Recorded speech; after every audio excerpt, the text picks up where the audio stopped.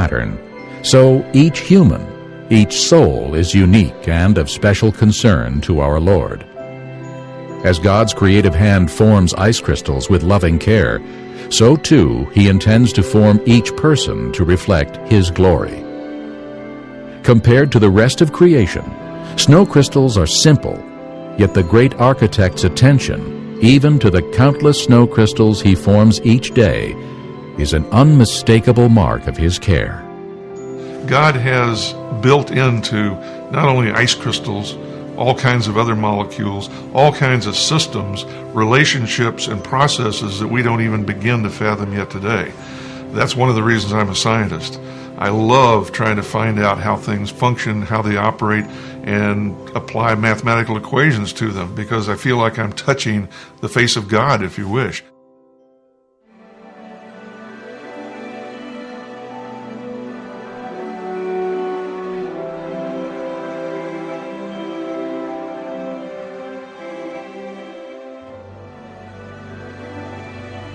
If simple water molecules that form ice crystals exhibit magnificent structure, consider the design ingenuity behind large, complex molecules, such as DNA. DNA contains the blueprint for all life and is by far the densest information storage mechanism known in the universe. For example, the amount of information contained in a pinhead volume of DNA would fill a stack of books 500 times higher than from here to the moon. The program code and design of such an incredible system indicates a supremely intelligent designer.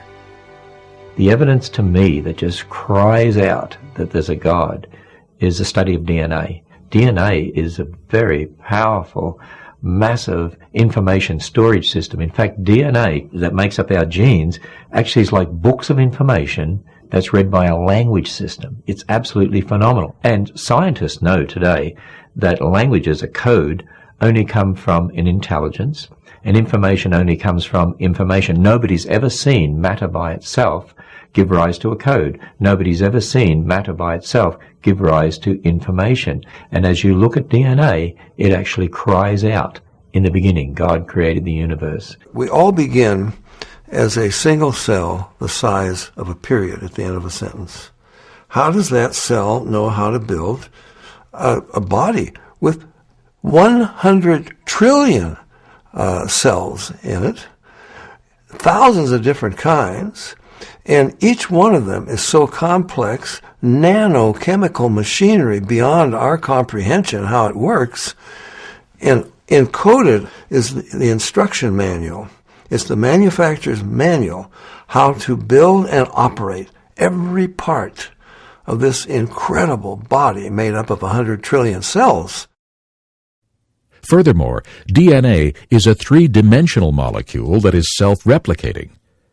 Each molecule is able to make an identical copy quickly and efficiently. The Lord has even programmed DNA to detect and correct replication errors. These sophisticated capabilities far exceed man's means. God has created the DNA molecule in such a way that it is self-correcting. There are special proteins called enzymes that go up and down the DNA molecule looking for and making repairs on a minute-by-minute, second-by-second basis. God created us with a DNA code that actually has what we call editase or editorial-type enzymes. Just as an editor reads a newspaper or a book looking for mistakes, so God has created special enzymes that go up and down our DNA molecule, repairing the mistakes in ways that are unbelievably complex.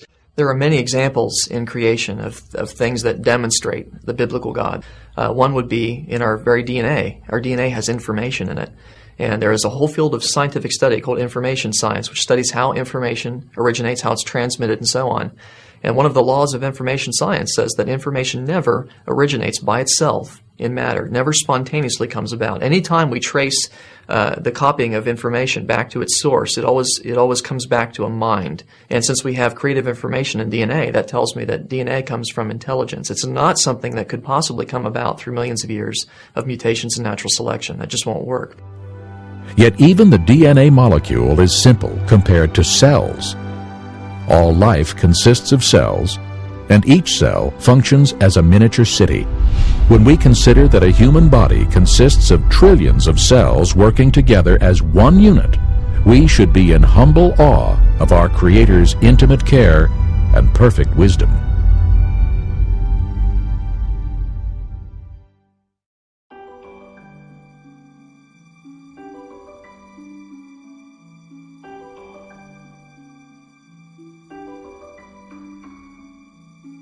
Every seed is a miniature miracle. God has programmed the tiny sequoia seed to become the largest tree on earth, reaching nearly 300 feet tall and weighing many tons. God has designed the humble apple seed to yield a bounty of delicious fruit for years to come. And God has planned a multitude of seeds to produce spectacular blossoms in abundance. Consider the many varieties of seeds. As stated in Genesis, each seed always produces after its own kind. And just as the Lord intended, the fruits and byproducts that they bear have supplied the needed food and resources for man and his environment. In the first chapter of Genesis, God said, "Let the earth bring forth grass, the herb that yields seed, and the fruit that yields fruit according to its kind, whose seed is in itself on the earth," and it was so. So the Creator made life with the ability to reproduce after its kind. Plants produce seed. This answers the question, which came first, the seed or the plant? Clearly, God created plant life with the seed in itself. Seeds are masterpieces of micro-miniaturization. Inside each seed is a little baby, a little embryonic plant. It's already got leaves, and a stem and a root. It's surrounded by a seed coat that protects it, and filled with all kinds of receptors listening in to environmental signals, so it knows what temperature, what moisture conditions, how much oxygen. All these things have to be present before it will sprout. And the first seeds we find as fossils look just like the seeds that we have today. The seed is the first reproductive structure God made on Creation Day 3, and it's the way living things ever since have multiplied after kind. Today, scientists have discovered what Scripture stated all along. Inside the unassuming seed is life itself. Contained within are living cells, tiny factories of amazing complexity. No scientist has been able to build a synthetic seed, and no seed is simple. Seeds are programmed to remain dormant until water and warmth are available. Who installed this ability to monitor temperature and humidity? Who determined the proper time for the seed to germinate?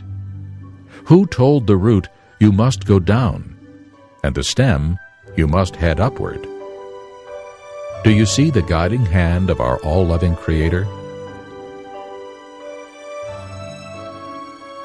In order to sprout and thrive, seeds require the proper soil nutrients, the ideal properties found in water, the correct frequency spectrum of light, the right atmosphere, and the necessary pollinators. All of these must have been in place from the beginning in order for seeds to yield a harvest of blessings for mankind.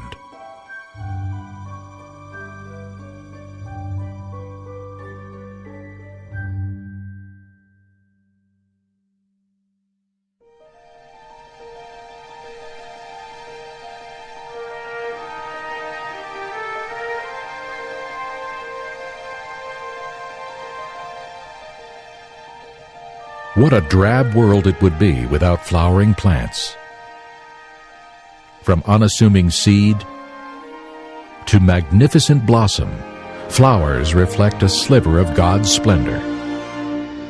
There are a great variety of flowering plants flourishing all over the globe, and each with its own unique flower, fruit, and fragrance.